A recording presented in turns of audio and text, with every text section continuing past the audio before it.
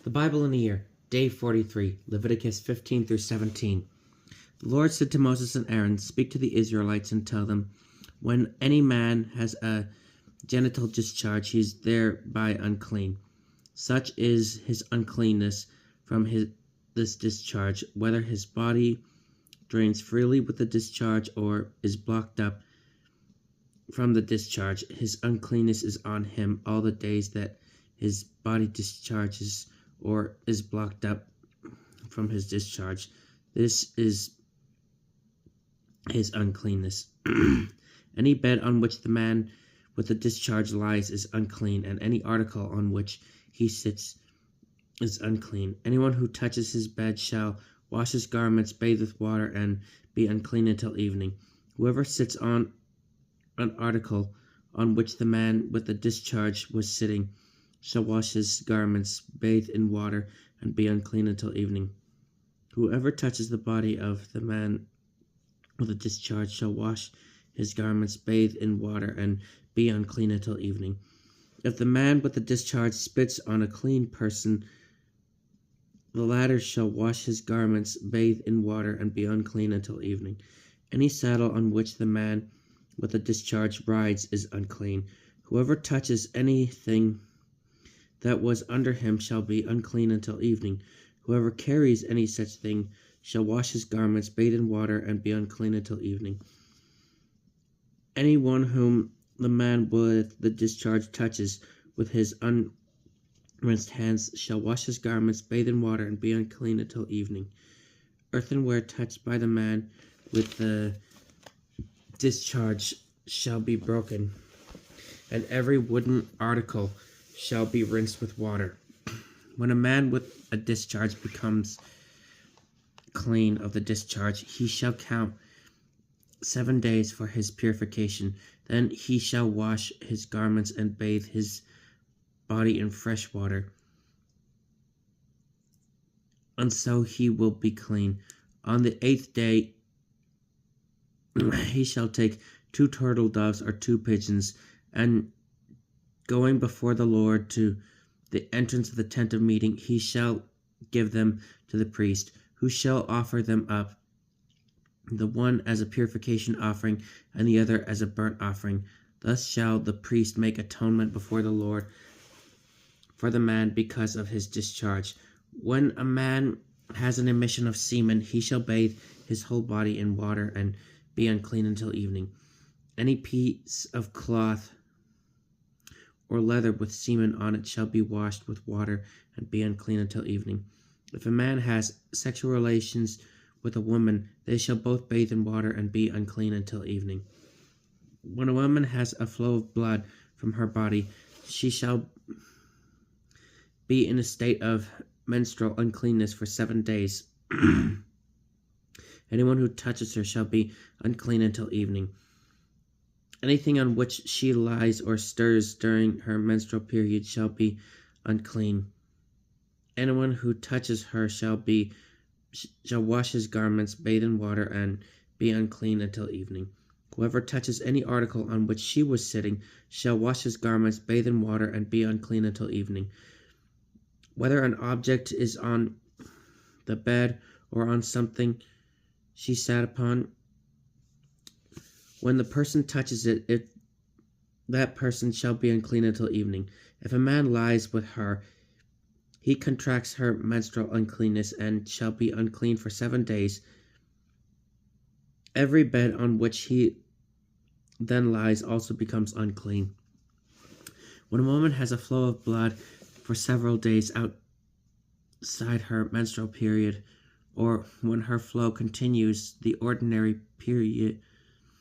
the ordinary period, as long as she suffers, this unclean flow shall be unclean, just as her menstrual period. Any bed on which she lies during the flow becomes unclean, as it would during her menstrual period, and any article on which she sits becomes unclean, just as during her menstrual period. Anyone who touches them becomes unclean. That person shall wash his garments, bathe in water, and be unclean until evening. When she becomes clean from her flow, she shall count 7 days, and this After this she becomes clean. On the 8th day she shall take 2 turtle doves or 2 pigeons and bring them to the priest at the entrance of the tent of meeting. The priest shall offer one of them as a purification offering and the other as a burnt offering. Thus shall the priest make atonement before the Lord for her because of her unclean flow. You shall warn the Israelites of their uncleanness, lest they die through their uncleanness by defiling my tabernacle, which is in their midst. This is the ritual for the man with a discharge, or any who has an emission of semen and therefore becomes unclean, as well as for the woman who has her menstrual period, or one who has a discharge, male or female, and also for the man who lies with an unclean woman. After the death of Aaron's 2 sons who died when they encroached on the Lord's presence, the Lord spoke to Moses and said to him, "Tell your brother Aaron that he is not to come whenever he pleases into the inner sanctuary inside the veil, in front of the cover on the ark, lest he die. For I reveal myself in a cloud above the ark's cover. Only in this way may Aaron enter the inner sanctuary. He shall bring a bull of the herd for a purification offering and a ram for a burnt offering. He shall wear the sacred linen tunic with the linen pants underneath, gird himself with a linen sash, and put on the linen turban. But since these vestments are sacred, he shall not put them on until he has first bathed his body in water. From the Israelite community he shall receive 2 male goats for a purification offering and 1 ram for a burnt offering. Aaron shall offer the bull, his purification offering, to make atonement for himself and for his household, taking the 2 male goats and setting them before the Lord at the entrance of the tent of meeting. He shall cast lots to determine which one is for the Lord and which is for Azazel. The goat that is determined by lot for the Lord, Aaron shall present and offer up a purification offering, but the goat determined by lot for Azazel he shall place before the Lord alive, so that with it he may make atonement by sending it off to Azazel in the desert.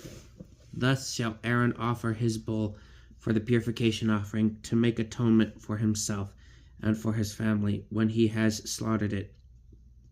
He shall take a censer full of glowing embers from the altar before the Lord, as well as a double handful of finely ground fragrant incense, and bringing them inside the veil. There before the Lord he shall put incense on the fire, so that a cloud of incense may shield the cover that is over the covenant. Else he will die. Taking some of the bull's blood, he shall sprinkle it with his finger on the front of the ark's cover, and likewise sprinkle some of the blood with his finger 7 times in front of the cover. Then he shall slaughter the goat of the people's purification offering, and bringing its blood inside the veil, he shall do with it as he did with the bull's blood, sprinkling it on the ark's cover and in front of it. Thus he shall purge the inner sanctuary of all the Israelites' impurities and trespasses, including all their sins. He shall do the same for the tent of meeting, which is set up among them in the midst of their uncleanness. No one else may be in the tent of meeting from this time he enters the inner sanctuary to make the atonement until he departs. When he has made atonement for himself and his household, as well as the whole Israelites' assembly, he shall come out to the altar before the Lord and purge it also.